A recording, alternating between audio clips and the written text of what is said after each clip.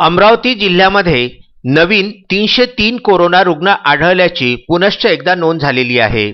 संत गाडगेबाबा अमरावती विद्यापीठ, डॉक्टर पंजाबराव देशमुख महाविद्यालय प्रयोगशाळा, रॅपिड अँटीजन टेस्ट तसेच विविध प्रयोगशाळेच्या अहवालानुसार अमरावती जिल्ह्यामध्ये 303 नवीन कोरोना रुग्ण आढळल्याची माहिती जिल्हा शल्य चिकित्सक कार्यालयाने दिलेली आहे। त्यानुसार एकूण कोरोना पॉझिटिव्ह रुग्णांची संख्या 303, दाखल असलेल्या रुग्णांची संख्या 826, गृहविलगीकरण अमरावती महापालिकेच्या अंतर्गत येत असणाऱ्या रुग्णांची संख्या 822, गृहविलगीकरण ग्रामीणमध्ये येत असणाऱ्या रुग्णांची संख्या 1434, तर कोरोनामुळे मृत झालेल्या व्यक्तीची संख्या 1 एवढी आहे। आतापर्यंत अमरावती जिल्ह्यामध्ये 3,32,007 एवढे रुग्णांचे नमुने घेण्यात आलेले आहेत। जिल्ह्यामध्ये गेल्या 24 तासांमध्ये कोरोनाचा 1 रुग्ण दगावलेला आहे।